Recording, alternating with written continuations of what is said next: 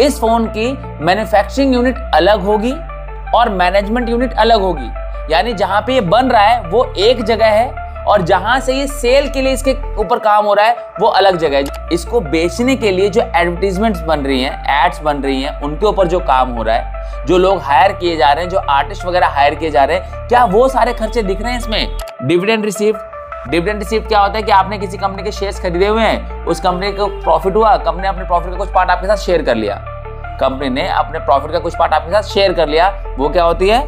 Dividend received. तो ये भी आपकी क्या है? इनडायरेक्ट इनकम है, क्योंकि आपने अपने बिजनेस से नहीं कमाया है। ये 31 मार्च 2024 तक के लिए हमें इनका ट्रेडिंग एंड P&L दोनों बनाने हैं। टू वेजेस, और वेजेस कहां जाते हैं ट्रेडिंग में? 1 lakh by gross profit, by gross profit. ठीक है, ब्रैकेट में क्या लिखोगे? ट्रांसफर फ्रॉम, कहां से ट्रांसफर हो रहा है ये? Trading account.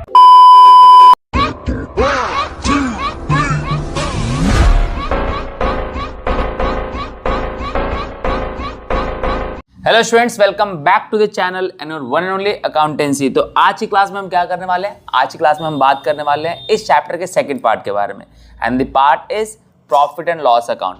पिछली वीडियो में हमने क्या देखा था? हमने देखा था ट्रेडिंग अकाउंट क्या होता है, ठीक है, और ट्रेडिंग अकाउंट में क्या क्या चीजें पोस्ट की जाती हैं, क्या निकलता है वहां से ग्रॉस प्रॉफिट वगैरह। तो we had discussion about everything. आज इस क्लास में हम बात करेंगे a step further to trading account, यानी ट्रेडिंग अकाउंट के बाद जो अगला स्टेप है वो क्या है, और अगला स्टेप है प्रॉफिट एंड लॉस अकाउंट। ठीक है, बस ये ध्यान रखना अभी जो चल रहा है वो क्या चल रहा है, ये चैप्टर जो है ये विदाउट एडजस्टमेंट है। इसी का बड़ा भाई है अगला चैप्टर, जिसमें हम विद एडजस्टमेंट भी करेंगे, है ना। लेकिन अभी हम बात किसके बारे में कर रहे हैं? अभी हम बात कर रहे हैं trading account, profit and loss account and balance sheet and all without any adjustments. ठीक है, एक सिंगल एडजस्टमेंट बस यहां पर है, उसके बारे में हम बात कर लेंगे।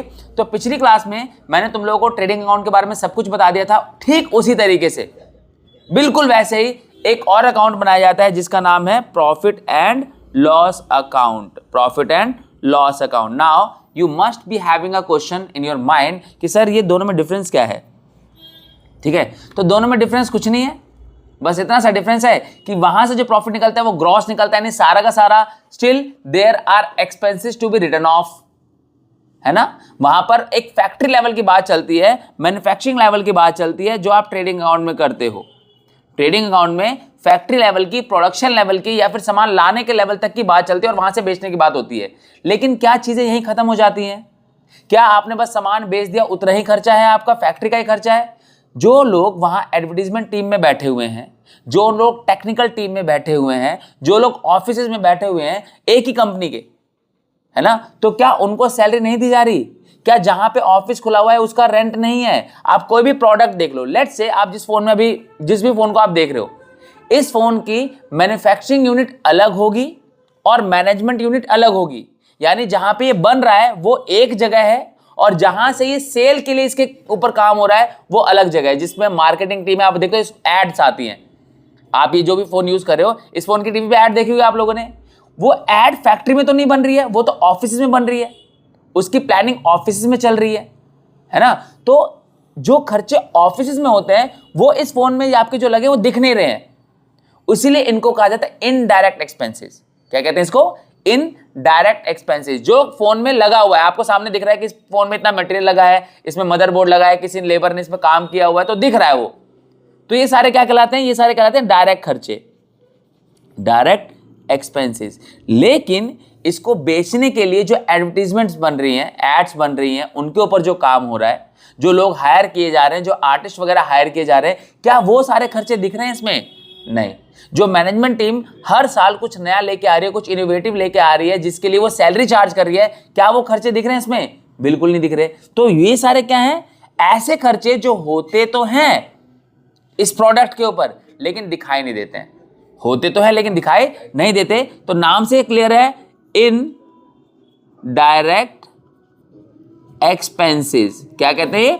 Indirect expenses. तो ट्रेडिंग अकाउंट में हमने जितने भी एक्सपेंसेस माइनस किए थे वो सारे के सारे डायरेक्ट एक्सपेंसेस थे, तो इसलिए जो प्रॉफिट में निकला था वो डायरेक्ट निकला था। अभी तो डायरेक्ट प्रॉफिट निकलने का मतलब क्या है कि अभी still indirect expenses are yet to be adjusted, वो अभी एडजस्ट नहीं हुए हैं, और उसी के लिए बनाया जाता है प्रॉफिट एंड लॉस अकाउंट, उसी के लिए बनता है प्रॉफिट एंड लॉस अकाउंट।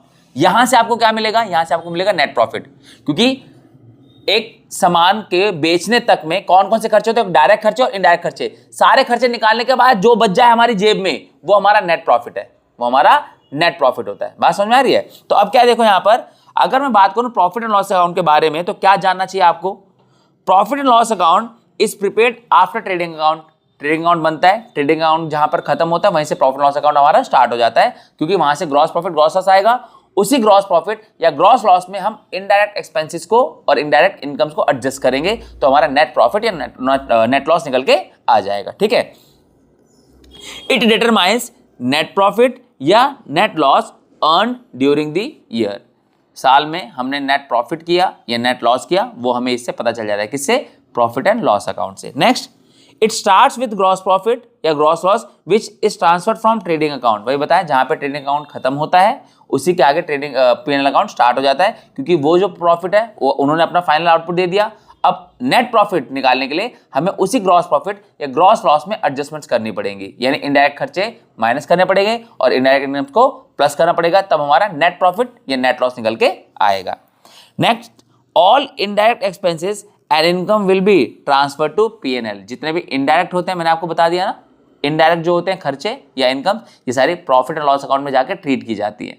ठीक है, इन सबको कहां पे रिकॉर्ड किया जाता है, प्रॉफिट एंड लॉस अकाउंट में, in order to find net profit या नेट लॉस। ठीक है, चलो, तो अब बात आती है कि इसका फॉर्मेट कैसा है। अनडाउटेडली फॉर्मेट होगा, सबसे पहले आप ये जान लो कि ये नॉमिनल नेचर का होता है। किस नेचर का होता है, nominal by nature. Nominal nature क्या कहता है कि जितने भी खर्चे और लॉसेज होंगे, एक्सपेंसिव लॉसेज, वो सारे के सारे क्या होंगे, डेबिट होंगे। क्या होंगे, डेबिट होंगे। ठीक है, कौन, जितने भी एक्सपेंसेस होंगे या जितने भी लॉसेज होंगे वो सारे डेबिट होंगे, और जितने भी इनकम्स होंगी या फिर जितने भी गेन्स होंगे वो सारे क्रेडिट होंगे। तो ये हमारा प्रॉफिट एंड लॉस अकाउंट का सिंपल सा फंडा है। जैसे हमने ट्रेडिंग में किया था ना, सारे के सारे खर्चे हम डेबिट में डाल रहे थे और जो भी सेल करके रेवेन्यू आता है हम क्रेडिट में डाल रहे थे, तो नॉमिनल नेचर का था वो भी। सिमिलरली ये भी किस नेचर का है, नॉमिनल नेचर का है। अब देखो क्या क्या होता है, जहां पर ट्रेडिंग खत्म हुआ या तो वो आपको ग्रॉस प्रॉफिट देगा या तो आपको ग्रॉस लॉस देगा। अगर ग्रॉस लॉस आया तो आपका डेबिट साइड में आएगा, और अगर आपका ग्रॉस प्रॉफिट आया तो आपका क्रेडिट साइड में आएगा। रीजन साफ साफ है, ये नॉमिनल नेचर का होता है। नहीं तो ट्रांसफर वाला जो है ना, क्रॉस वाला हिसाब किताब, वो भी आप समझ सकते हो, लेकिन इसको सिंपली समझ में आ रहा है, लॉस आया डेबिट में आना चाहिए, प्रॉफिट आया क्रेडिट में आना चाहिए। नॉमिनल अकाउंट का रूल यही कहता है। इसके बाद आप क्या करते हो, trading account profit loss account के डेबिट साइड में जितने भी एक्सपेंसेस आपको देने यहाँ पर वो दे दोगे आप। कौन कौन से, सारे के सारे इनडायरेक्ट एक्सपेंसेस। अब आप बोलोगे सर इनडायरेक्ट एक्सपेंसेस लिखे हैं आपने यहाँ पे, हमें कैसे पता चला कौन कौन से हैं? कोई टेंशन नहीं है, पूरी की पूरी लिस्ट है नीचे, पूरी की पूरी लिस्ट में नीचे दे रखी है तुम लोगों को, उसकी टेंशन तुम मत लो। उसकी टेंशन मुझे ऑलरेडी है कि सर आपने बस इनडायरेक्ट एक्सपेंस लिख दिया, हमें तो पता ही नहीं है कि कौन से होते हैं इनडायरेक्ट एक्सपेंस वगैरह। ये सारा मेरे माइंड में है, don't worry, you don't worry about this. मुझे पता है आपको क्या प्रोवाइड करना है क्या नहीं करना है। ठीक है, नेक्स्ट हमारा लॉसेस, जितने भी इनडायरेक्ट लॉसेस हैं वो सारे यहाँ पर आएंगे। उसके बाद अगर इनकम साइड में जाता हूँ तो जितने भी इनडायरेक्ट इनकम्स हैं वो सारी आ जाएंगी। इधर करने से हमारे सारे के सारे एक्सपेंसेस बन जाएंगे इंक्लूडिंग ग्रॉस लॉस। इधर करने से हमारे सारे के सारे इनकम बन जाएंगे इंक्लूडिंग ग्रॉस प्रॉफिट। अगर इधर का टोटल ज़्यादा है, क्रेडिट साइड का टोटल ज़्यादा है और डेबिट का कम है, तो आपको नेट प्रॉफिट होगा। क्या होगा? Net profit. और अगर आपका डेबिट साइड का टोटल ज़्यादा है, यानी कि आपके खर्चे ज़्यादा हैं, और आपके क्रेडिट साइड के टोटल कम है, यानी कि आपकी इनकम कम है खर्चों से, तो आपको नेट लॉस होने वाला है। क्या होगा? आपको नेट लॉस। तो यहाँ पर आपको बाय नेट लॉस हो जाएगा। आई बात समझ में? ये डिफरेंस है आपका इन दोनों में, इतना सा डिफरेंस है। ठीक है, तो ये हो गया हमारा।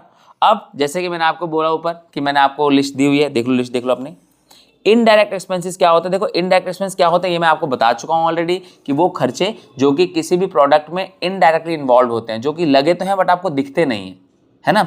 तो indirect expenses are cost that a business incurs for its daily operations that can't be directly associated with the product और सर्विस। वो डायरेक्टली एसोसिएटेड नहीं है। इस फोन को बनाने में प्लास्टिक यूज हुआ है, दिख रहा है, मदरबोर्ड यूज हुआ है, वो दिख रहा है, डायरेक्टली इन्वॉल्व है इसमें। किसी आदमी की लेबर बनी है जिसने मशीन चलाई होगी इसको बनाने के लिए, वो भी डायरेक्टली इन्वॉल्व है, जो कि दिख रही है। लेकिन एक बंदा एक ऑफिस में बैठ के एड्स तैयार कर रहा है, कुछ क्रिएटिव आइडियाज बना रहा है कि कैसे इसकी सेल्स को बढ़ाया जा सके, वो इसमें दिख नहीं रही है, ठीक है। या फैक्ट्री में ही काम करने वाले जो लेबर्स हैं उनके लिए एक मैनेजर अपॉइंट किया गया है ऑफिस में कि हर थोड़ा टाइम बाद जाके तुम देख के आना कि उनका काम ढंग से हो रहा है या नहीं हो रहा है। या क्वालिटी चेक के लिए हमने एक मैनेजर को अपॉइंट किया हुआ है, क्या उसके एफर्ट्स दिख रहे हैं इस फोन में? नहीं दिख रहे हैं, क्योंकि ये क्या है, इनडायरेक्ट बाय नेचर। क्या है? इनडायरेक्ट बाय नेचर, है ना। तो जो खर्चे होते तो हैं लेकिन डायरेक्टली एसोसिएटेड नहीं होते हैं प्रोडक्ट या सर्विस से, उसे क्या बोलते हैं? Indirect expenses. कौन कौन से होते हैं इसमें? सैलरी एंड वेजेस, जो फैक्ट्री में लोग काम कर रहे हैं उनके लिए वेजेस टर्म यूज की जाती है, जो लेबर क्लास है। और जो लोग हैं और मैनेजमेंट लेवल पे या एडमिनिस्ट्रेशन लेवल पे बैठे हुए हैं उनके लिए सैलरी टर्म यूज की जाती है, जो ऑफिस में बैठे हुए हैं, यानी कि सैलरी एंड वेजेस। मैंने पीछे भी आपको बताया था, अगर वेजेस एंड सैलरी दिया होगा तो आपको उसको ट्रेडिंग में लेके जाना है, लेकिन अगर सैलरी एंड वेजेस दिया होगा तो आपको प्रॉफिट एंड लॉस अकाउंट में लेके जाना है। Next, advertisement expense. एडवर्टीजमेंट करने पे जो एक्सपेंस होता है ना। अब अगर आप, मैं बार बार इस फोन का एग्जांपल ले रहा हूँ क्योंकि आपको साफ साफ पता है, ये सामने आपके है तो आप ज़्यादा रिलेट कर पाओगे कि इस फोन को बेचने के लिए एड्स चल रही हैं टीवी पे। आपने जो भी फोन आप यूज करो उसकी ऐड आ रही होगी फॉर श्योर, 100% श्योर कि इसकी ऐड आ रही होगी। तो उस ऐड को बनाने में खर्चा नहीं लग रहा होगा क्या? लग रहा होगा, लेकिन क्या वो डायरेक्टली इस प्रोडक्ट में एसोसिएटेड है? नहीं, तो ये इनडायरेक्ट खर्चा है। Next, administrative expenses. बिजनेस को चलाने में, यानी एडमिनिस्ट्रेशन मतलब होता है मैनेजमेंट का जो खर्चा होता है वो सारा इनडायरेक्ट खर्चा है। Postage and courier. अब पोस्टेज एंड कुरियर जो है वो कोई डायरेक्ट खर्चा तो है नहीं, कोई सामान आ रहा है, कोई सामान हम भिजवा रहे हैं, कुरियर के थ्रू मंगा रहे हैं, कुरियर के थ्रू भेज रहे हैं, तो ये डायरेक्टली इन्वॉल्व नहीं है प्रोडक्ट में, तो ये इनडायरेक्ट खर्चा। Carriage outward. कैरिज इनवर्ड तुमने देख लिया, ट्रेडिंग अकाउंट में था। ट्रेडिंग अकाउंट में आपने क्रेडिट इनवर्ड को देखा था कि सामान आपका आ रहा है, तो जब सामान आ रहा है तो फैक्ट्री में आ रहा है बनने के लिए, इनवर्ड के लिए। लेकिन जब आउटवर्ड है तो आपने अपनी फैक्ट्री में बना के तैयार कर लिया सामान, अब आप उसको मार्केट में भेज रहे हो बेचने के लिए, तो ये खर्चा किसका हुआ? एक तरीके से देखा जाए तो सेलिंग का खर्चा हुआ। आप अपने प्रोडक्ट को, जो कि आपकी फैक्ट्री में बनके तैयार हो गया है, उस प्रोडक्ट को आप मार्केट करने के लिए मार्केट तक लेके जा रहे हो बेचने के लिए, तो जो आपका ट्रांसपोर्ट का खर्चा लग रहा है वो कैरिज कैसा? आउटवर्ड है। तो आप ये खर्चा बेचने के लिए कर रहे हो, तो ये डायरेक्ट नहीं हुआ, ये उस प्रोडक्ट में डायरेक्ट इन्वॉल्व नहीं है। डायरेक्ट इन्वॉल्व कौन है? बनाने तक का खर्चा, लेकिन उसके बाद सेल करने का खर्चा, बेचने का खर्चा, मार्केट में ले जाने तक का खर्चा, ये सारा क्या है? इनडायरेक्ट खर्चा है। तो जब भी कैरिज के बारे में बात आ जाए तो ध्यान रखना, कैरिज दो टाइप के होते हैं, एक आपका कैरिज इनवर्ड होगा, एक आपका कैरिज आउटवर्ड होगा। इनवर्ड वाला हमेशा ट्रेडिंग अकाउंट में जाएगा, डेबिट साइड में। रीजन बीइंग, इनवर्ड में आप सामान मंगा रहे हो, तो हम अपने गुड्स को अभी मंगा रहे हैं, अभी हमने बेचा नहीं है, तो ये प्रोडक्शन या सर्विस लेवल तक का ही खर्चा है। लेकिन बन गया, बनने के बाद अब बारी इसको बेचने की, तो मार्केट करना है इसको, अब मार्केट में भेजना है इसको, तो वो खर्चा क्या है? सेलिंग का खर्चा है एक तरीके से, तो वो आपका कहाँ जाएगा? प्रॉफिट एंड लॉस अकाउंट में। Next, depreciation. डेप्रिसिएशन है, असेट की वैल्यू डिक्रीज हो रही है, जैसे जैसे हम असेट को यूज करते जा रहे हैं उसकी वैल्यू डिक्रीज हो रही है ना। तो वो खर्चा डायरेक्टली तो एसोसिएटेड नहीं है उससे, या आप कभी डेप्रिसिएशन के लिए खर्चा देते हो किसी को? नहीं, तो वो आपका एक खर्चा हो रहा है जो कि इनडायरेक्ट है। डेप्रिसिएशन का तो नाम ही होता है नॉन कैश एक्सपेंस। क्या होता है? Non cash expense. तो एक खर्चा है जो कि कैश के फॉर्म में आप किसी को नहीं दे रहे हो, लेकिन खर्चा आपका है जो कि आपको कंसीडर करना पड़ेगा, तो आपका कहाँ जाएगा? प्रॉफिट एंड लॉस अकाउंट में। इनडायरेक्ट खर्चा है। Telephone and internet. अब ऑफिस में टेलीफोन लगा हुआ है, इंटरनेट लगा हुआ है, तो उसका बिल तो आएगा ही, तो उसका खर्चा इनडायरेक्ट खर्चा है, ठीक है। Next, interest on loan. तुमने अपने बिजनेस को चलाने के लिए, स्मूथली चलाने के लिए लोन लिया हुआ है, उस लोन पे तुम इंटरेस्ट दे रहे हो, कैसा खर्चा है? Direct indirect? Indirect. Office rent. Office rent, ध्यान रखना, एक और कंफ्यूजिंग पार्ट, रेंट दो टाइप के हो सकते हैं, ऑफिस का रेंट और फैक्ट्री का रेंट। अगर रेंट फैक्ट्री का हुआ तो ट्रेडिंग अकाउंट में जाएगा क्योंकि प्रोडक्शन फैक्ट्री में हो रहा है, और अगर ऑफिस का रेंट दिया हुआ है तो आपका प्रॉफिट एंड लॉस अकाउंट में जाएगा। ये डिफरेंस है दोनों में, ठीक है। उसके बाद कमीशन पेड। जब कमीशन पेड की मैं बात करता हूं तो कमीशन पेड क्या है? प्रोडक्ट को बेचने के लिए आप बोलते हो कि भाई अगर तुमने मेरे इतने प्रोडक्ट बिकवाए तो मैं तुम्हें कमीशन दूंगा, तो ये प्रोडक्शन पे तो खर्चा नहीं हो रहा है, ये खर्चा तो प्रोडक्ट बनने के बाद उसको बिकवाने पे खर्चा हो रहा है, तो सेलिंग का खर्चा होगा एक तरीके से। कमीशन है ना, आप कमीशन दे रहे हो, आप बोल देते हो सामने से कि अगर तूने मेरे इतने प्रोडक्ट बिकवा दिए तो इतना % कमीशन तेरा, है ना। तो वहां पर कमीशन पेड क्या है? एक इनडायरेक्ट खर्चा है। तो ये कुछ एग्जांपल्स हैं आपके इनडायरेक्ट एक्सपेंसेस के, इनडायरेक्ट खर्चों के, जो आपको प्रॉफिट एंड लॉस अकाउंट में डेबिट साइड लेके जाने हैं, ठीक है। नेक्स्ट आता है हमारा लॉसेस, ठीक है। इनडायरेक्ट लॉसेस कौन कौन से होते हैं? Bad debts. बैड डेट क्या होते हैं? Bad debt is the money which is irrecoverable from the debtors. वो पैसा जो हमें हमारे डेटर से नहीं मिलेगा, वो पैसा जो हमें हमारे डेटर से नहीं मिलेगा उसे हम क्या बोलते हैं? In bad debt. Bad debt, हमें किससे पैसे लेने थे, वो सामने से आके मना करके कि भाई मेरे पास की तो नहीं, मेरे पास तो पैसे नहीं, मैं तो नहीं दे पाऊंगा, डूब गया हमारा पैसा, तो वो क्या है? बैड डेट है ना। तो ये हमारा इनडायरेक्ट लॉस है। तो नेक्स्ट हमारा क्या है? Loss by theft and fire. अब loss by theft and fire, अब जब एडजस्टमेंट वाले चैप्टर में करोगे तो ज्यादा डीपली समझ में आएगा तुम लोगों को, लेकिन अभी के लिए समझ लो कि जब गुड्स जल जाते हैं, गुड्स जलने के बाद हम इंश्योरेंस कंपनी से क्लेम करते हैं, तो इंश्योरेंस कंपनी हमारा क्लेम नहीं देती है, तो एट द एंड हमें उसको प्रॉफिट लॉस अकाउंट में लॉस की तरह ट्रीट करके दिखाना पड़ता है। थोड़ा और डिटेल में आप जानोगे इसको अगले चैप्टर में। अभी के लिए आप इतना जानो कि ये पीएल में डेबिट साइड में जाता है, जो पैसा हमारा, जो गुड्स हमारे जल गए उसका हमें क्लेम नहीं मिला है, ठीक है। Next, loss on sale of asset. Loss on sale of asset, हमने अपनी कोई एसेट बेची, उसमें हमें लॉस हो गया, वो भी कहाँ जाएगा? प्रॉफिट एंड लॉस अकाउंट के डेबिट साइड में, प्रॉफिट लॉस अकाउंट के डेबिट साइड में जाएगा, ठीक है। इसके बाद बात आती है कुछ इनडायरेक्ट इनकम्स की, कुछ ऐसी इनकम जो प्रोडक्ट को बेचा और उससे नहीं आ रही है, अलग तरीके से हमारे पास आ रही है, कुछ और सोर्सेज है जहां से आ रहे हैं, जैसे कि कमीशन, जैसे कि कमीशन रिसीव्ड, है ना। अगला, सेल ऑफ स्क्रैप। अब प्रोडक्शन हो रहा है तो वहां से कुछ सामान निकलेगा, बुरादा उरादा निकलेगा, वो सारा हम बेचेंगे तो कुछ ना कुछ तो पैसा आएगा कबाड़े वाले को बेच के, है ना, स्क्रैप। Insurance claim. अब इंश्योरेंस क्लेम क्या है? हमारे कोई गुड्स वगैरह जल गए, चोरी हो गए, जिसका भी हमने ऊपर बात की, अब उससे हमने इंश्योरेंस कंपनी को क्लेम किया कि भाई हमारा सामान जल गया, हमें हमारे पैसे दे दो, तो इंश्योरेंस कंपनी ने हमारा क्लेम एक्सेप्ट किया और हमें पैसे दे दिए, तो पैसा तो आया ना, इनकम तो है। लेकिन क्या ये आपकी रेगुलर इनकम है? क्या ये आपके normal course of direct income है? नहीं, ये आपको इनकम किसी और तरीके से हुई है, तो इनडायरेक्ट इनकम हो गई आपकी। Dividend received. डिविडेंड रिसीव्ड क्या होता है कि आपने किसी कंपनी के शेयर्स खरीदे हुए हैं, उस कंपनी को प्रॉफिट हुआ, कंपनी ने अपने प्रॉफिट का कुछ पार्ट आपके साथ शेयर कर लिया, कंपनी ने अपने प्रॉफिट का कुछ पार्ट आपके साथ शेयर कर लिया, वो क्या होती है? Dividend received. तो ये भी आपकी क्या है? इनडायरेक्ट इनकम है, क्योंकि आपने अपने बिजनेस से नहीं कमाया, ये आपने बिजनेस से जो कमाया था उसको कहीं पे लगाया और वहां से आपको डिविडेंड आया, तो ये इनडायरेक्ट इनकम हो गई, डायरेक्ट इनकम ये नहीं है। नेक्स्ट हमारा gain on sale of fix asset. आपने अपनी कोई एसेट जो कि सस्ते में खरीदी थी, महंगे में बेच दी, कोई एसेट थी जो कि आपने सस्ते में खरीदी थी, वो आपने महंगे में बेच दी, वो क्या है हमारा?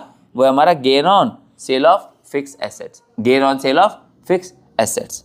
और ये क्या है? देखो इनडायरेक्ट क्यों बोल रहे हैं इसको? क्योंकि ये रेगुलर नेचर का तो नहीं है, ऐसा तो नहीं कि आप डेली अपने सामान बेचने लग जाओ। अब आपको पता चल गया कि भाई मेरे को ये मेरी जो फर्नीचर है ना, ये मैंने बेचा और मेरे को कुछ पैसे मिल गए, तो अब मैं क्या डेली अपने फर्नीचर बेचना शुरू कर दूंगा? अरे इसमें कोई डिफेक्ट था, बेच दिया, पैसे मिल गए, वो गेन है। Gain is the income of irregular nature, है ना। तो आप अपने एसेट को डेली डेली नहीं बेचोगे, खराब हो गई, बेच दिया, कुछ पैसा आ गया, खत्म, बात खत्म। ये रेगुलर नहीं है, इसलिए डायरेक्ट भी नहीं है, क्योंकि आपका काम सेल ऑफ एसेट नहीं है, अपनी सेल ऑफ गुड्स है, तो वो गुड्स को बेच के जो पैसा आपके पास आएगा वो आपका डायरेक्ट इनकम है। ये सारे क्या है? इनडायरेक्ट इनकम है। Next, interest on investment. आपने अपना कोई लोन दिया हुआ है किसी को, अब लोन दिया है, उस लोन से वो आपको इंटरेस्ट आ रहा है, तो ये क्या है? आपकी इंटरेस्ट ऑन इन्वेस्टमेंट नाम की इनकम है, जिससे आप डायरेक्टली नहीं बोल सकते क्योंकि आपका डायरेक्ट काम नहीं है। गुड्स बेच के जो कमाओगे वो डायरेक्ट इनकम है, अदरवाइज जितने भी सोर्सेस से आप कमा रहे हो ये सारे इनडायरेक्ट बाय नेचर हैं। कैसे हैं? इनडायरेक्ट, ध्यान रखना, ठीक है। तो ये थे इनके हेड्स, सब हेड्स जो जो जाने चाहिए, ठीक है, ये सारे हमने डिस्कस कर लिए। अब सिंपल सा फंडा है, एक छोटा सा मैं आपको यहां पर दिखा देता हूं। ये हमारा रहा प्रॉफिट एंड लॉस अकाउंट, ठीक है। इधर जितने भी, सबसे पहले आप स्टार्ट कहां से करोगे? टू ग्रॉस लॉस, क्यों पी लिख दिया मैंने, पी क्यों लिखा भाई? To gross loss, gross loss से आप शुरू करोगे, उसके बाद सारे के सारे वो खर्चे जो कि इनडायरेक्ट हैं वो डाल दो यहाँ पर, इन डायरेक्ट एक्सपेंसेस सारे के सारे यहाँ डाल दिया आपने, जितने भी थे, है ना, वो सारे के सारे डाल दिए। इधर यहाँ पर आ गया तुम्हारा बाय, अगर प्रॉफिट हुआ तो बाय ग्रॉस प्रॉफिट, दोनों में से कोई एक ही चीज होगी, दोनों तो हो नहीं सकते। और उसके बाद जितने भी by indirect incomes, by indirect incomes, ठीक है, वो डाल दिया आपने, और उसमें से इसको माइनस किया तो आपका नेट प्रॉफिट आ जाएगा या तो नेट लॉस आ जाएगा। फॉर्मेट यही है और सिंपल सा, जो भी ऊपर मैंने समझाया भी आपको।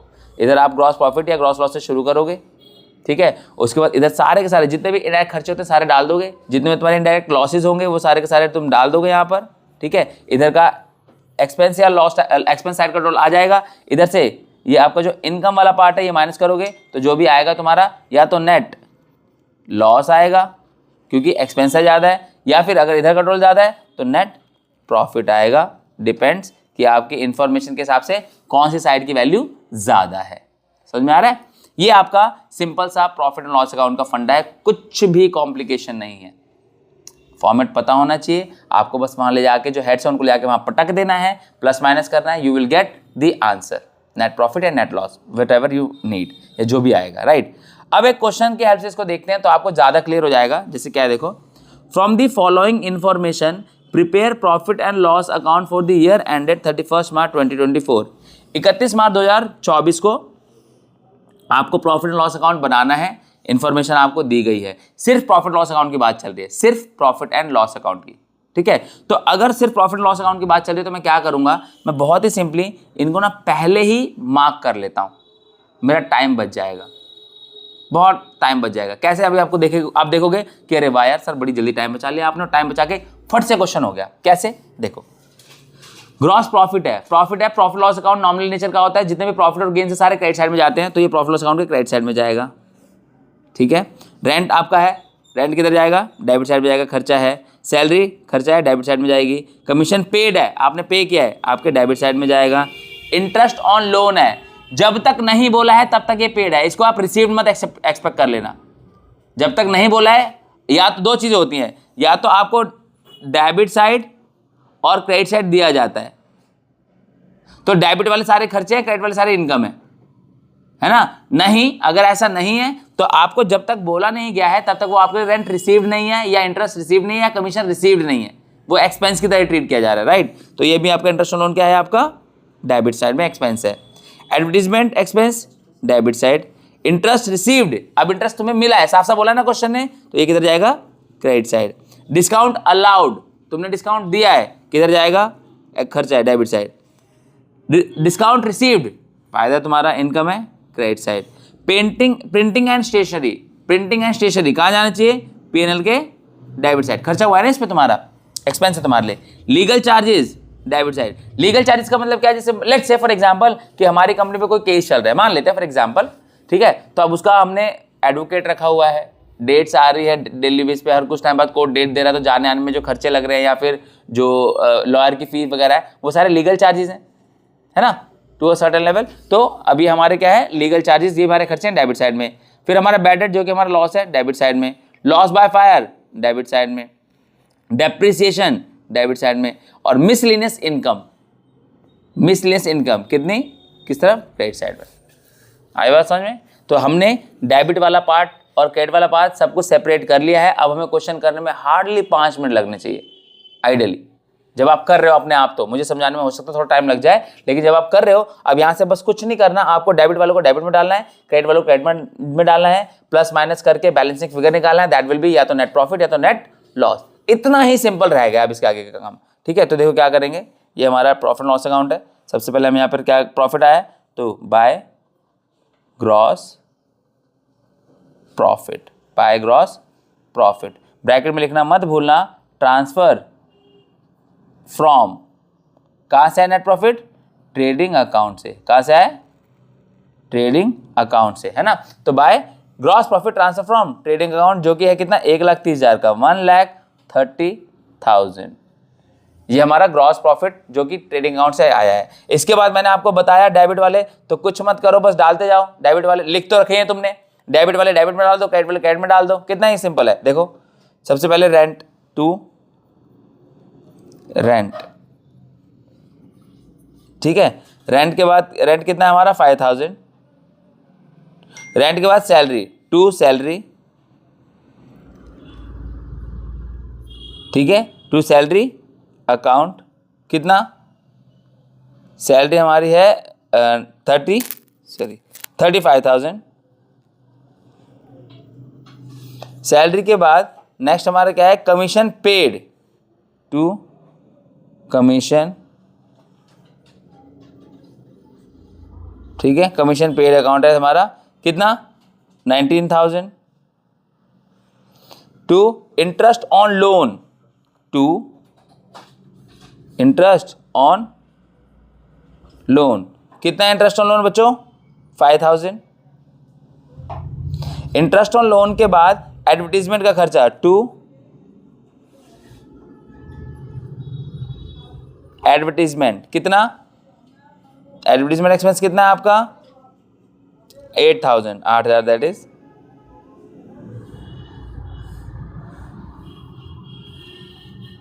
8000। उसके बाद इंटरेस्ट रिसीव्ड, अब ये किधर आएगा? क्रेडिट साइड में, बाय इंटरेस्ट। ठीक है, इंटरेस्ट रिसीव कितना है? 8000।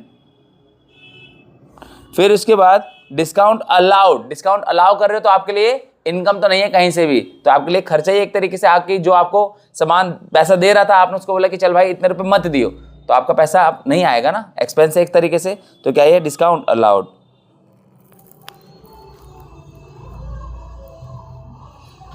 ठीक है, डिस्काउंट अलाउड कितना है? 2000 है। नेक्स्ट हमारा क्या है? डिस्काउंट रिसीव्ड भी है, बाय डिस्काउंट रिसीव्ड। कितना है डिस्काउंट रिसीव्ड? 6000। इसके बाद प्रिंटिंग एंड स्टेशनरी, ठीक है, 2 खर्चा है ना हमारा, 2 प्रिंटिंग एंड स्टेशनरी। कितनी है printing and stationery? 14000। Printing and stationery के बाद नेक्स्ट क्या है हमारा? लीगल चार्जेस 10,000, 2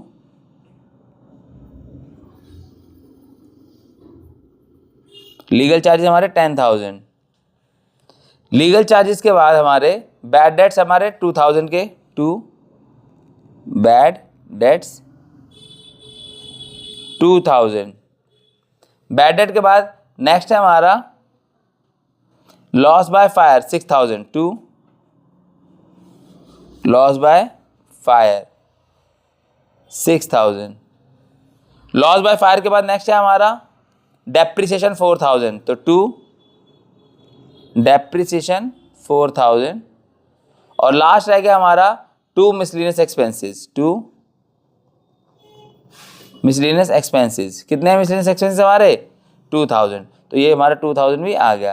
तो इस तरीके से जितने भी डेबिट वाले थे हमने डेबिट में डाल दिए, जितने भी क्रेडिट वाले थे हमने क्रेडिट में डाल दिए। ठीक है, चेक करना चाहो चेक करो, डेबिट में कितने मिलेंगे आपको? 1 2 3 4 5 6 और 7 8 9 10 11 11 है ना, तो 11 हेड्स होने चाहिए। 1 2 3 4 5 6 7 8 9 10 11।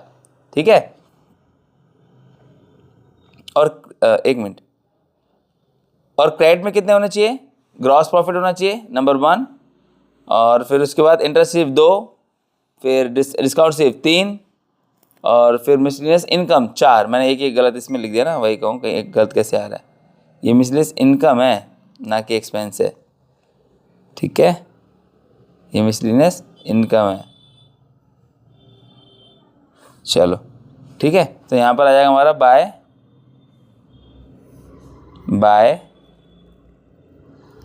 मिसलेनियस इनकम, जो कि कितनी है? 8000। ठीक है, 8 सौ sorry, I am so sorry, जो कि कितनी है? 2000, यानी कि 2000।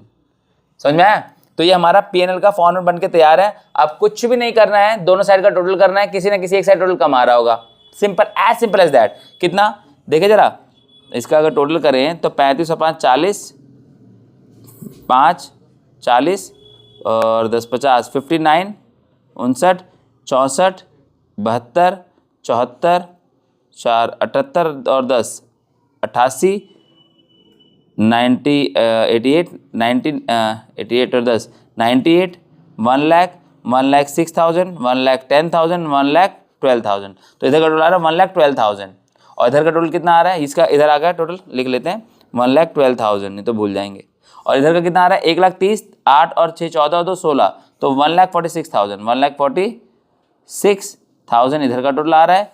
तो टोटल इधर का भी सेम आएगा, उसमें से माइनस कर दो 1,12,000, तो वो हमारा क्या हो जाएगा? बाय, अच्छा किधर का टोटल ज़्यादा आया? इनकम साइड का। इधर का टोटल ज़्यादा है तो हमें क्या बचेगा? हमें बचेगा नेट प्रॉफिट। क्या बचेगा? Net profit. तो यहाँ आ जाएगा 2 नेट प्रॉफिट। कितना माइनस किया था ना, 146 में से 112, 146 में से 1,46,000 में से 1,12,000, तो कितना आता हमारा 4, ये हो गया हमारा, और ये 34,000, तो हमारा नेट प्रॉफिट आ गया 34,000, ये हमारा आंसर हो गया।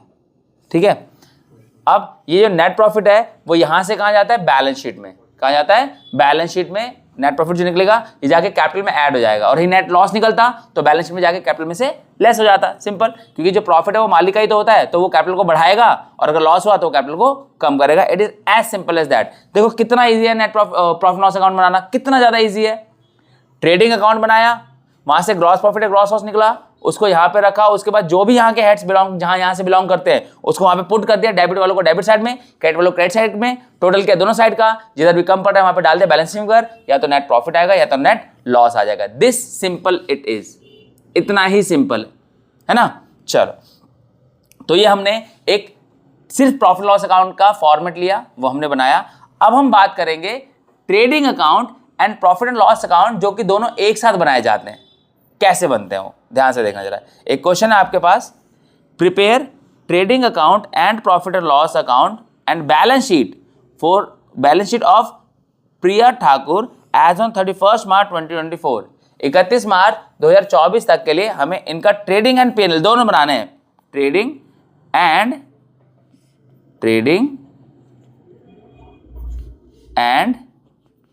पीएनएल अकाउंट, ये एक ही में बना सकते हो आप दोनों, अलग अलग ना बना के, ट्रेडिंग अलग ना बना के, प्रॉफिट लॉस अलग ना बना के, इन दोनों को एक ही में बनाया जा सकता है, जैसे कि हम बनाएंगे अभी। देखना जरा ध्यान से, ठीक है। अब जैसे मान लो एक छोटा सा यहाँ पर है, मैं चेंज करता हूँ यहाँ पर, इसको आप कैसे लिखोगे वो देखो जरा, एक सेकंड रुकना जरा।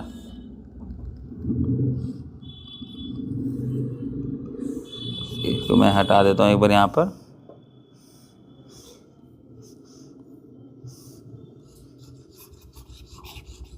ठीक है। मान लो यहाँ से हटा देता हूँ, अभी मैं यहाँ पे पूरा लिखूंगा, मैं बता दूंगा आप लोगों को कैसे लिखना है। और ऐसी एक ही गड़बड़ मैंने यहाँ पर भी की हुई है, मैंने ये प्रॉफिट लॉस अकाउंट, ठीक है, क्योंकि मुझे आपको दोनों को एक साथ बनाना सिखाना है। मैं दोनों एक साथ बनाने सिखाऊंगा आप लोगों को, अभी 2 मिनट रुक जाओ, ठीक है। ये हो गया। अब यहाँ पर क्या आएगा, ध्यान से देखना आप लोग,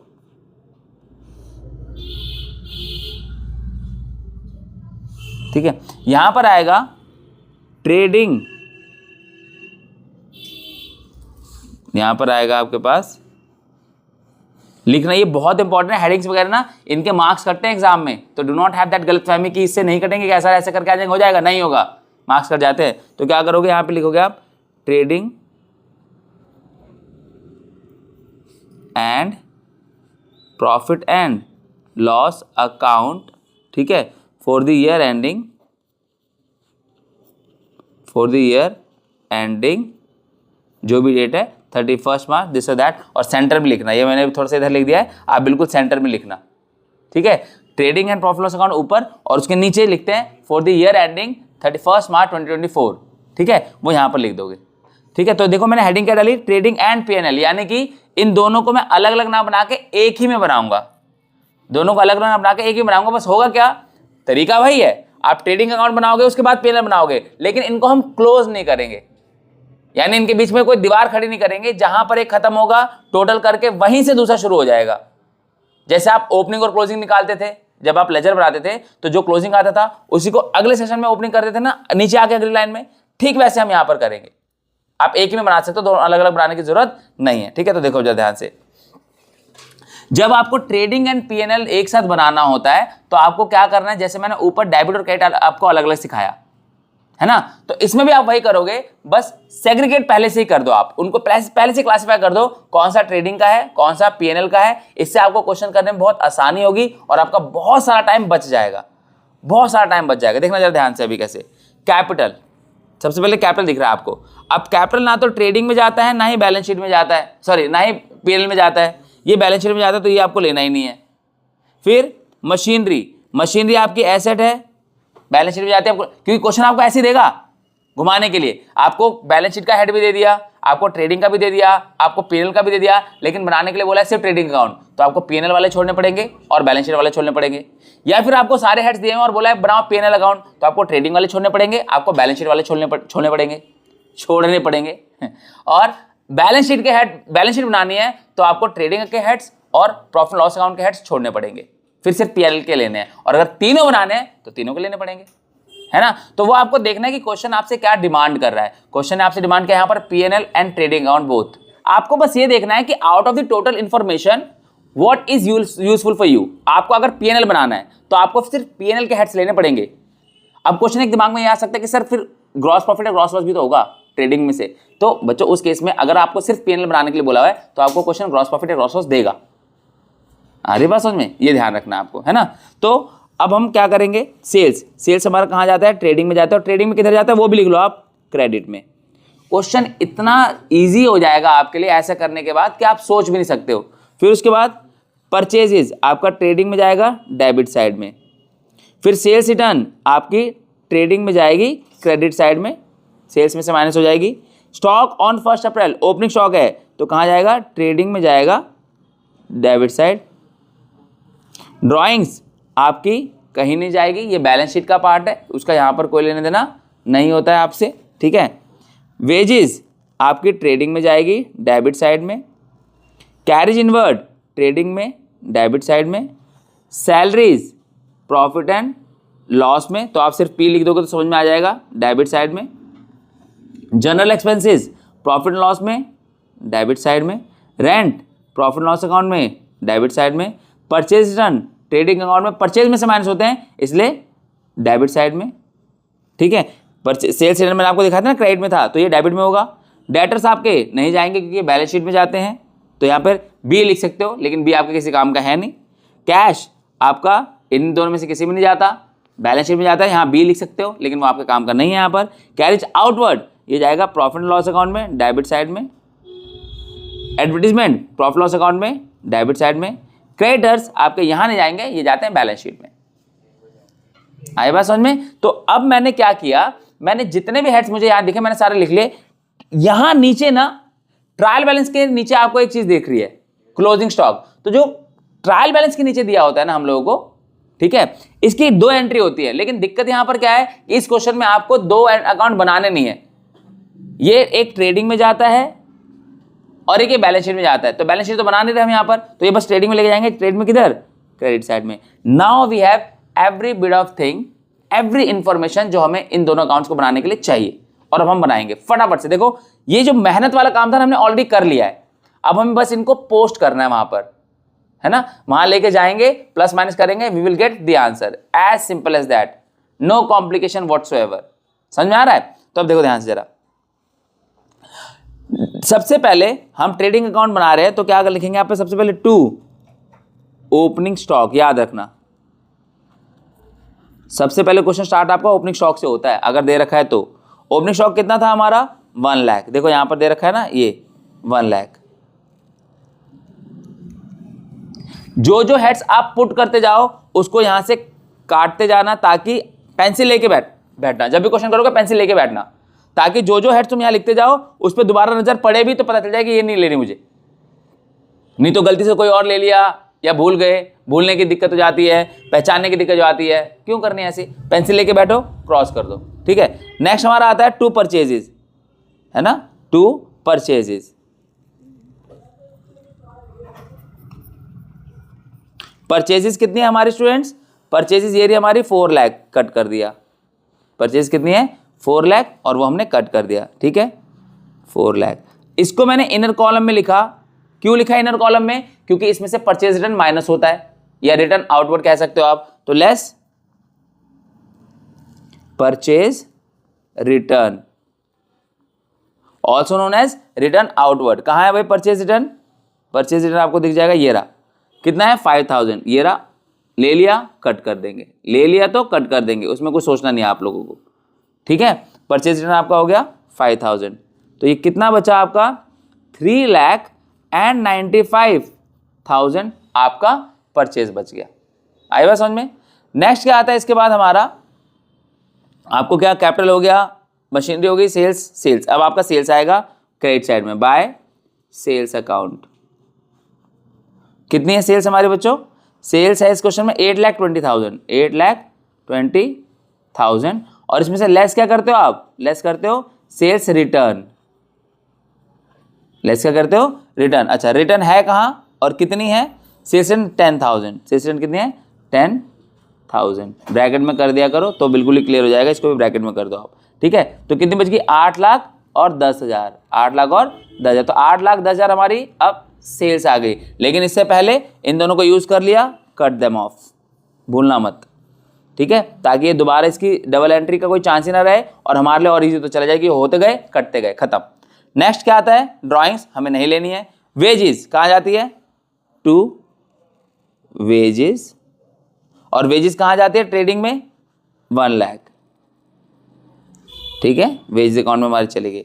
वेजेस के बाद नेक्स्ट हमारा कैरेज इनवर्ड 5,000, तो 2 कैरेज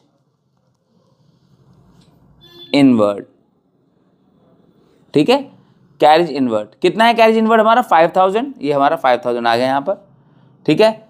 कैरेज हमारा, वेजेस हमारा हो गया, कैरेज इनवर्ड हमारा हो गया, अब हम इसको दोबारा नहीं लेने वाले, ठीक है। नेक्स्ट हमारा सैलरीज, ये पीएनएल में जाएगा, जनरल एक्सपेंस पीएनएल में जाएगा, रेंट पीएनएल में जाएगा, डेटर नहीं लेना है, कैश नहीं लेना है, दोनों बैलेंस शीट में जाएंगे। कैरेज आउटवर्ड पीएनएल में जाएगा, एडवर्टाइजमेंट पीएनएल में जाएगा, क्रेडिटर्स नहीं लेने हैं। तो एक ही चीज बच गई, क्लोजिंग स्टॉक, है ना। तो क्या होगा यहाँ पर, बाय, यहाँ पर हमारा जाएगा बाय क्लोजिंग स्टॉक, ठीक है ना। और क्लोजिंग स्टॉक कितना है हमारा, देख लो 2 लाख, 2 लाख, सही है। तो अब हमने ट्रेडिंग अकाउंट से रिलेटेड जितनी भी इंफॉर्मेशन थी वो हमने यहां पर डाल दी।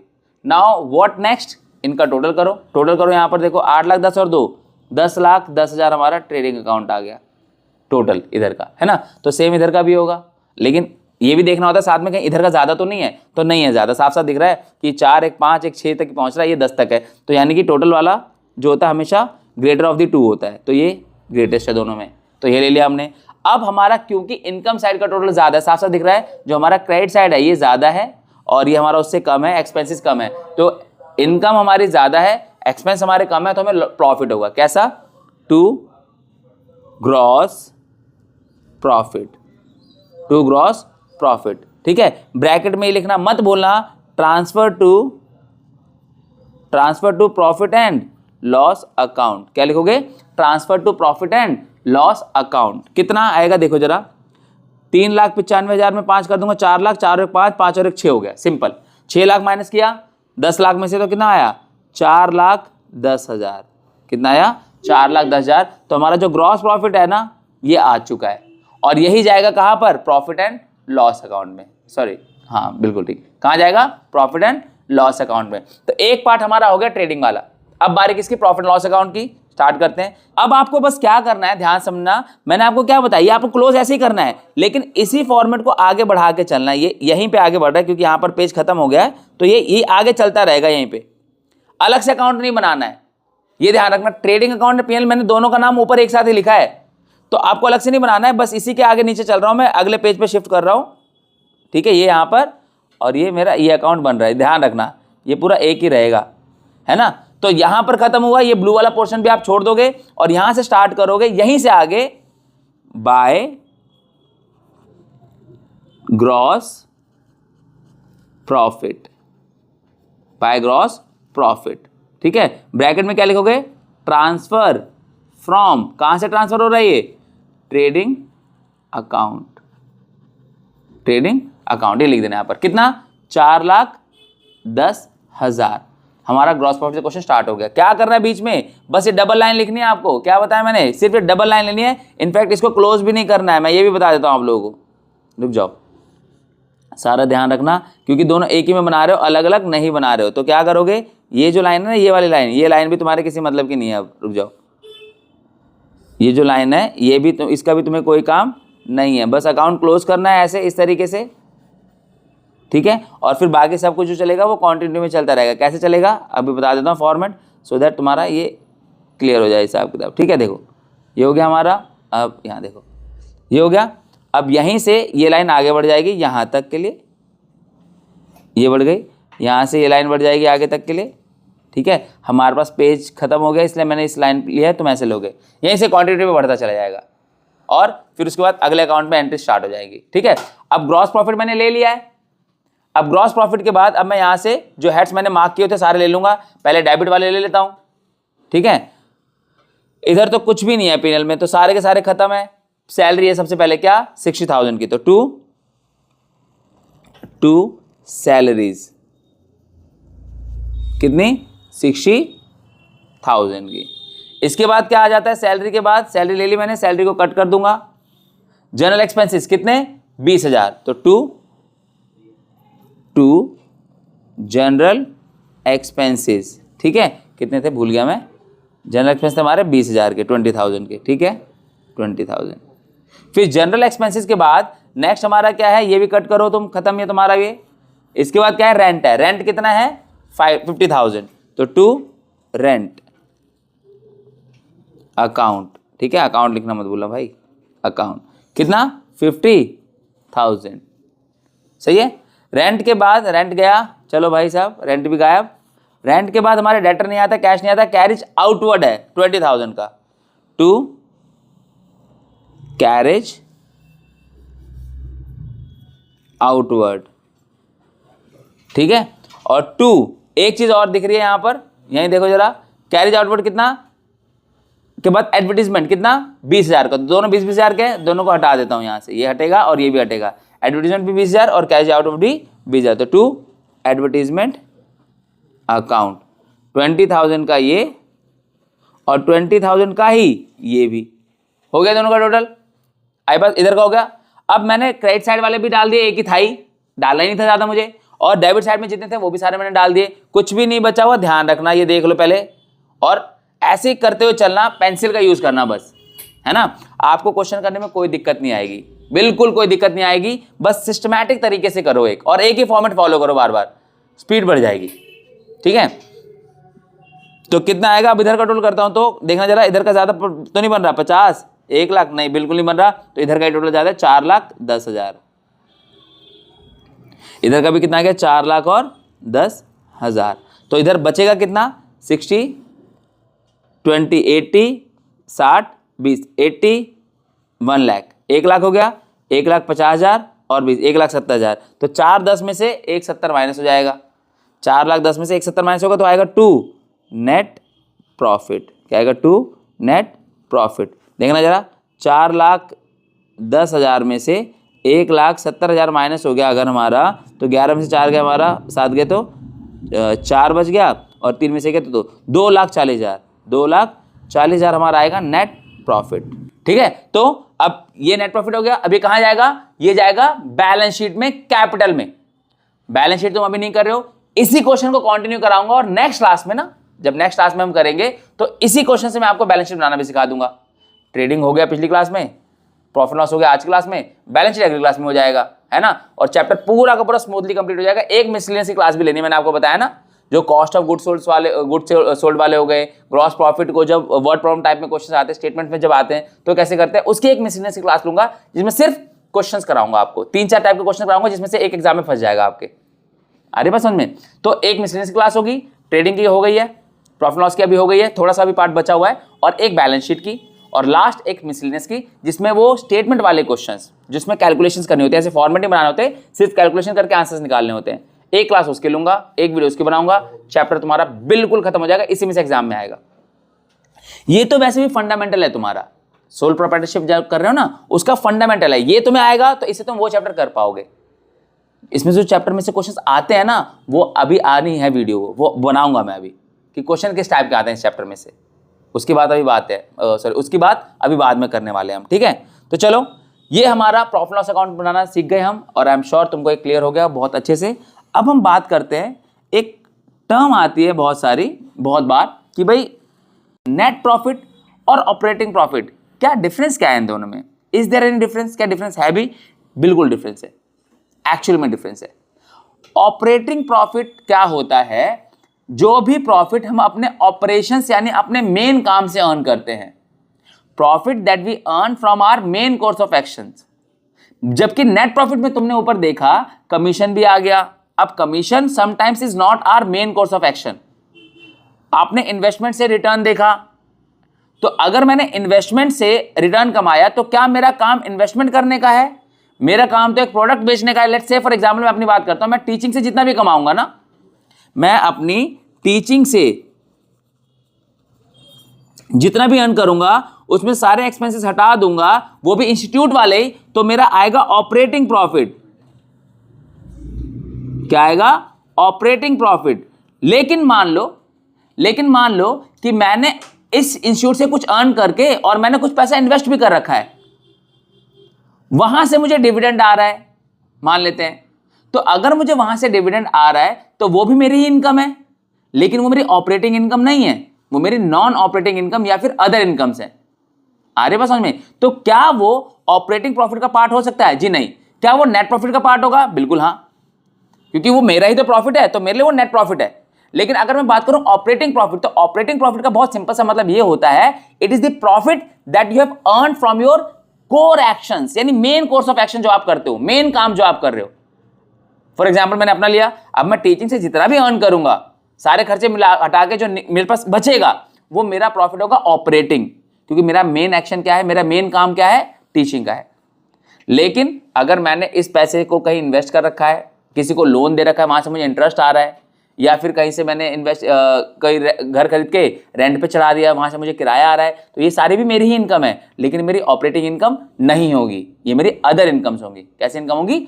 Other income. तो ये डिफरेंस होता है नेट प्रॉफिट में और ऑपरेटिंग प्रॉफिट में। ऑपरेटिंग प्रॉफिट आपके ऑपरेशनल इनकम जो होती है, जो आप अपने काम से कमाते हो, काम से, और अदर इनकम्स अलग अलग तरीके से हो सकती है। ठीक है, तो नेट प्रॉफिट में अदर इनकम्स भी इंक्लूड होती है और ऑपरेटिंग इनकम भी इंक्लूड होती है, इसलिए नेट प्रॉफिट ऑपरेटिंग प्रॉफिट से डिफरेंट है। तो आज के बाद अगर तुमसे कोई पूछेगा कि ऑपरेटिंग प्रॉफिट में और नेट प्रॉफिट में क्या डिफरेंस है, तो अब तुम्हें कोई दिक्कत नहीं होनी चाहिए, खुल के आंसर कर देना, ठीक है, ऐसे समझा देना जैसे मैंने समझाया, बिल्कुल सटीक है ये, कोई दिक्कत नहीं है इसमें। ठीक है, अब थोड़ा सा इस पर साइंटिफिकली बात कर लेते हैं अकाउंटेंसी की लैंग्वेज में।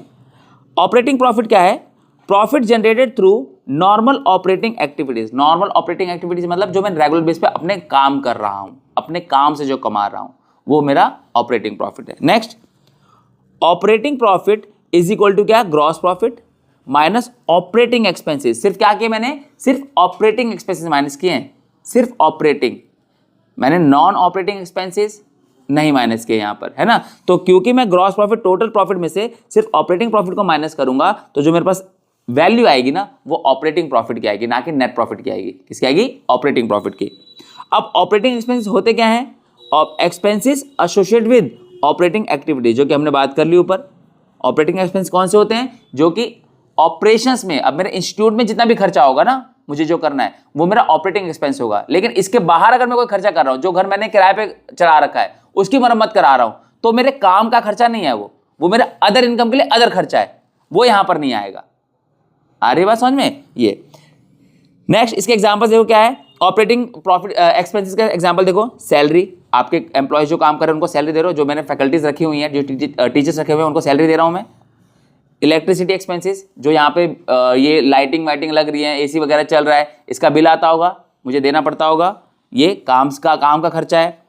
Selling and distribution expenses, advertisement, मैं अपने कोई एड चलाता हूँ, कुछ क्या बोलते हैं, बैनर्स लगाता हूँ, पैम्पलेट्स डिस्ट्रीब्यूट करवाता हूँ, इंस्टाग्राम पे पोस्ट वगैरह डलवाता हूँ, तो ये सारे खर्चा आ रहे हैं इसमें मेरे। ये सारा खर्चा किसका खर्चा है? काम का खर्चा है, तो ये भी मेरा ऑपरेटिंग एक्सपेंस है। तो जो भी मैं अपने बिजनेस के ऊपर खर्चा कर रहा हूँ ना, वो ऑपरेटिंग है। ठीक है, next, depreciation, rent, repair etcetera, तो ये सारे के सारे हमारे क्या है? जिनके बिना बिजनेस हमारा चल नहीं सकता, डे टू डे के खर्चे हैं, रेगुलर बेस पे, इससे बिजनेस हमारा ऑपरेट होता है, इससे बिजनेस हमारा ऑपरेट होता है, इसलिए इसको बोलते हैं ऑपरेटिंग एक्सपेंसेस। बिजनेस को ऑपरेट करने वाले खर्चे हैं, इसके बिना बिजनेस नहीं चलेगा। अरे बात समझ में? ठीक है, उसके बाद कुछ नॉन ऑपरेटिंग एक्सपेंसेस होते हैं, कुछ ऐसे खर्चे जो कि करते तो हैं हम, लेकिन वो बिजनेस के से रिलेटेड नहीं होते, यानी बिजनेस ओरिएंटेड नहीं होते। For example, interest on loan, अब तुमने लोन लिया हुआ है, उस लोन का तुम इंटरेस्ट पे कर रहे हो, तो वो बिजनेस का खर्चा थोड़ी ना हुआ, वो आप बिजनेस का खर्चा है, लेकिन ऑपरेटिंग खर्चा नहीं है वो आप ही का खर्चा जो आपको ही पे करना है, और आप ही का बिजनेस है, लेकिन वो बिजनेस को चलाने का खर्चा नहीं है, वो उस लोन को भरने का खर्चा है जिसको तुमने पहले कभी लिया था। ठीक है, नेक्स्ट, चैरिटी, अब तुम चैरिटी कर रहे हो, है ना, यानी तुम क्या बोलते हैं, पुण्य कमा रहे हो। अब पुण्य कमाने का खर्चा बिजनेस का खर्चा तो नहीं हो सकता ना। ठीक है, loss on sale of fix assets, आपने कोई एसेट बेची, उससे तुम्हें लॉस हो गया, लेकिन तुम्हारा काम एसेट्स बेचने का तो है ही नहीं, है ना। तो वहां से जो भी लॉस होगा तुम्हारा वो नॉन ऑपरेटिंग लॉस होगा, loss by fire, loss by theft etcetera, है ना। ये सारे खर्चे हैं, लॉसेस हैं, लेकिन ये ऑपरेटिंग के एक्सपेंसेस या लॉसेस नहीं है, ठीक है। बात समझ में आ रही है। तो सिंपल सा क्या है, ये एक्सपेंसेस ऐसे हैं, ये लॉस ऐसे हैं जो कि आपके रेगुलर बेसिस पर नहीं होंगे, लेकिन ऊपर जो खर्चे मैंने बताए वो रेगुलर बेसिस पे होंगे। इलेक्ट्रिसिटी बिल रेगुलर आएगा, डेप्रिसिएशन रेगुलर होगा, एडवर्टाइजमेंट का खर्चा रेगुलर होगा, लेकिन ये जो खर्चे मैं बात कर रहा हूं ये रेगुलर बेसिस पर नहीं होते, क्योंकि ये ऑपरेशंस का पार्ट ही नहीं है, ये नॉन ऑपरेशनल है, तो इसलिए इसको यहां पर इंक्लूड नहीं किया जाएगा। ऑपरेटिंग इनकम कौन सी है, ये तो तुम्हें पता चल ही गया है, जो भी मैं अपने काम से कमा रहा हूं, है ना। तो क्या है, कैश डिस्काउंट रिसीव्ड। अब कैश डिस्काउंट रिसीव्ड का मतलब क्या है कि मैंने अपना कोई सामान किससे खरीदा, बिजनेस में बेचने के लिए, मतलब मेरे को कोई सामान बेचना है, वो पहले किसी से खरीद के लाऊंगा, तो जब मैंने उससे खरीदा तो उसने मुझे डिस्काउंट दिया, तो मेरा ऑपरेशन का ही इनकम है ये डिस्काउंट मुझे ऑपरेशनल एक्टिविटी के थ्रू ही मिला है, क्योंकि वो सामान तो मैं डेली बेस पे करूंगा या रेगुलर बेस पे खरीदूंगा, जब खत्म होगा तब वो इससे लेके आऊंगा, तो क्योंकि बिजनेस के लिए ला रहा हूं तो मेरा ये ऑपरेटिंग का है। कमीशन रिसीव्ड, अपना सामान बेचा और सामान को बेचने से जो मुझे कमीशन रिसीव हुआ, मेरा ऑपरेटिंग इनकम का पार्ट है वो, ठीक है। नेक्स्ट, नॉन ऑपरेटिंग इनकम कौन सी होती है, ये मैंने तुम्हें बता दिया, जो बिजनेस में नहीं कमा रहा हूं, जैसे कि investment, receive interest receive on investments, या gain on sale of fix assets. मेरा काम एसेट बेचने का नहीं है, इसलिए इसमें नहीं आता, ठीक है। तो अगर मैं ऑपरेटिंग प्रॉफिट का फॉर्मूला देखूं सिंपल सेंस में, तो क्या है, operating profit is equal to gross profit minus operating expenses, मैंने अभी बताया आपको थोड़ी देर पहले ना। और अगर मैं बात करूं ग्रॉस प्रॉफिट की, तो ग्रॉस प्रॉफिट कैसे निकलता है, net sales minus cost of goods sold. Net sales minus cost of goods sold से तुम्हारे पास क्या निकल के आ जाएगा, ग्रॉस प्रॉफिट। इसके बाद क्या है, देखो नेट प्रॉफिट, या फिर ऑप्शनल है ये, तुम्हारा ऑप्शन में और फॉर्मूले हैं, net profit plus non operating expenses minus non operating incomes, ठीक है। तो यहां से भी तुम्हारा ये निकल सकता है जो भी तुम्हें बोला गया है। Net sales minus cost of goods sold minus operating expenses से भी तुम्हारा ऑपरेटिंग प्रॉफिट निकल सकता है। आई बात समझ में। तो ये आप तुम्हारे पास कुछ ऑप्शंस हैं फॉर्मूले के, जहां पर जो इन्फॉर्मेशन दे रखी होती है उसके अकॉर्डिंग आप इसको अप्लाई करके और निकाल सकते हो। अब एक छोटा सा एग्जांपल दिखाता हूं तुम्हें। जब मैं मिसलेनियस कराऊंगा ना तुम लोगों को, तो मिसलेनियस वाले में ऐसे क्वेश्चन भी डालूंगा, और ऐसे क्वेश्चन सस्ते नहीं है, ये 4-4 नंबर में आते हैं ये क्वेश्चन, तो हल्के में मत लेना इनको। जो मिसलेनियस वाली क्लास चलेगी, वीडियो चलेगी, उसमें सिर्फ इसी टाइप के क्वेश्चंस की बात करूंगा, इस स्टेटमेंट की फॉर्म में आते हैं, ठीक है, और 4 नंबर के एग्जाम में आ जाते हैं, और 4 नंबर तुम पा सकते हो यहां से, सिंपल एज दैट। आई बात समझ में। तो देखो अब क्या है, from the following figures calculate operating profit. आपको यहां से क्या निकालना है, ऑपरेटिंग प्रॉफिट निकालना है। From the following calculate operating profit. क्या होगा देखो जरा, नेट प्रॉफिट तुम्हारा कितना है, 1 लाख। ध्यान सुनना, जब तुमने नेट प्रॉफिट निकाला ना, नेट प्रॉफिट निकालते टाइम तुमने क्या किया, नेट प्रॉफिट में तुमने सब कुछ ले रखा है, क्योंकि नेट प्रॉफिट तो प्रॉफिट लॉस अकाउंट से निकलता है, और प्रॉफिट लॉस अकाउंट में हमने ऑपरेटिंग एक्सपेंसेस भी ले रखे होते हैं, नॉन ऑपरेटिंग भी ले रखे होते हैं, ऑपरेटिंग इनकम्स भी ले रखी होती है, नॉन ऑपरेटिंग इनकम्स भी ले रखी होती है। लेकिन हमें जो यहां निकालना है वो तो कौन सा प्रॉफिट है, ऑपरेटिंग प्रॉफिट है ना। तो अब हमें कुछ चीजें अवॉइड करनी पड़ेंगी, जो गलती से ऐड हो गई हैं उनको हटाना पड़ेगा, और जो गलती से माइनस हो गए उनको ऐड करना पड़ेगा। समझ में आ रही बात। तो देखो क्या होगा, नेट प्रॉफिट हमारा है 1 लाख, इसमें रेंट रिसीव्ड। अब सोचो जरा, जो रेंट रिसीव किया है वो इसमें इंक्लूड होगा। क्या रेंट हमारा ऑपरेटिंग पार्ट का पार्ट होता है, नहीं होता है, क्योंकि ये तो अदर का पार्ट है।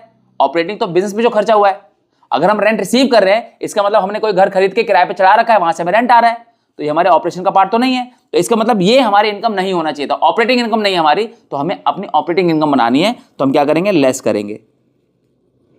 करेंगे रेंट रिसीव्ड, जो कि कितना होने वाला है, जो कि हमारा 10,000। इसके बाद सैलरी। अब सैलरी ऑपरेटिंग का ही खर्चा होता है, लेकिन ये खर्चा तो ऑलरेडी माइनस हो चुका है पीएनएल अकाउंट बनाते टाइम, तो ये तो हमने दिखाया है ना वहां पे, तो ये तो सही माइनस हो चुका है। तो ये तुमको सिर्फ कंफ्यूज करने के लिए दिया है, ये तुमको नहीं लेना है, क्योंकि salary already profit loss account बनाते टाइम माइनस हो चुकी है, तभी वहां से प्रॉफिट आया है, तो ये अब रिकॉर्ड नहीं होगा। Next, gain on sale of fix asset. अब ये भी इन्होंने इंक्लूड कर रखा होगा, क्योंकि जब आप नेट प्रॉफिट निकालते हो तो ये सारे इंक्लूड होते हैं वहां पर, पीएनएल में क्रेडिट साइड डालते हो आप इसको, तो ये तो नहीं होना चाहिए था ना, क्योंकि ऑपरेटिंग इनकम का पार्ट नहीं है। Sale of fix asset, operating income का पार्ट तो नहीं है ना, आपके ऑपरेटिंग एक्टिविटी तो नहीं है, तो आप इसको भी क्या करोगे, आपको यहां से इनकम हुई थी जो कि आपने गलती से दिखा रखी है, लेस करोगे gain on sale of fixed assets, कितनी, ये तुम्हारा है 15,000 रुपये। फिर इसके बाद interest on loan, interest on loan तुमने पीएनएल में डेबिट साइड दिखाया हुआ था, क्या ये तुम्हारा खर्चा है, क्या ये तुम्हारा ऑपरेटिंग का खर्चा, हाँ खर्चा है तुम्हारा, लेकिन क्या ये ऑपरेटिंग का खर्चा है, नहीं, तो इसको ऑपरेटिंग में एज एन एक्सपेंस हमें लेना भी नहीं चाहिए था अभी तक, क्योंकि हम ऑपरेटिंग प्रॉफिट की बात कर रहे हैं, और ऑपरेटिंग प्रॉफिट का फॉर्मूला होता है gross profit minus operating expenses, जबकि ये तो नॉन ऑपरेटिंग एक्सपेंस है जो कि माइनस हो चुका है, नहीं होना चाहिए था, तो हम क्या करेंगे, ऐड करेंगे, ऐड क्या करेंगे, interest on loan, interest on loan को हम ऐड कर देंगे, कितना है, जो कि 20,000। और लास्ट हमारा डोनेशन, फिर से भाई डोनेशन भी तुम्हारा ऑपरेटिंग एक्सपेंस नहीं है, तो ये खर्चा का पार्ट नहीं होना चाहिए था, तो इसको हम क्या करेंगे, ऐड करेंगे, क्या करेंगे, ऐड कर देंगे किसको, डोनेशन को, ठीक है। तो कितना है और डोनेशन 2,000, ठीक है। अब यहां से जो तुम निकालोगे वो आएगा तुम्हारा ऑपरेटिंग प्रॉफिट, जो कि कितना होने वाला है, देखो जरा, 1 लाख और 1,20,000, 1,22,000, 1 लाख ये रहा 20,000, 1,22,000, 1,22,000 में से 25,000 माइनस कर दो तो तुम्हारा आ जाएगा 97,000 मेरे ख्याल से ना, 1,20,000, 25, 22 गए, 3 और गए, 97,000, तो तुम्हारा जो ऑपरेटिंग प्रॉफिट आएगा वो आएगा 97,000। सिंपली क्या किया, जो ऑपरेटिंग के खर्चे, नॉन ऑपरेटिंग खर्चे यहाँ पर ले लिए गए हैं, वो खर्चे नहीं होने चाहिए थे यहाँ पर सब्ट्रैक्ट, तो उनको हमने वापस से ऐड कर दिया, और जो गलती से ऐड हो गए उसको हमने सब्ट्रैक्ट कर दिया, और यहाँ से तुम्हारा आंसर बन के तैयार है। समझ में आया, क्लियर है, ठीक है। तो आई एम श्योर ये तुमको क्लियर है, और आपका प्रॉफिट एंड लॉस अकाउंट और हमारे इस सीरीज का सेकंड पार्ट जो कि financial statement of sole proprietorship without adjustment का second part profit and loss account, वो हमने आज कंप्लीट कर लिया है। अगली वीडियो में, अगली क्लास में हम मिलेंगे अगले टॉपिक के साथ, विच इज बैलेंस शीट, जो इसी की कॉन्टिन्यूटी में आएगा, उसको हम खत्म करेंगे, और उसके बाद चौथी वीडियो में हम करेंगे मिसलिनियस, जो कि इस चैप्टर में से क्वेश्चंस आते हैं, ये फंडामेंटल्स चल रहे हैं, इसके बिना आप अगला चैप्टर जो एग्जाम में सबसे महंगा क्वेश्चन आता है वो नहीं कर पाओगे, ठीक है। और चौथी वीडियो में हम करेंगे इस चैप्टर में से आने वाला क्वेश्चन, जो कि हमारे मिसलिनियस, जो कि एग्जाम में आपके आते हैं, ठीक है। तो आई होप आपको ये क्लियर है बहुत अच्छे से, आई एम श्योर आपको ये क्लियर है। मिलते हैं अगली क्लास में, अगली वीडियो में नए टॉपिक के साथ। Till then take care of yourself, this is Pankaj Rai.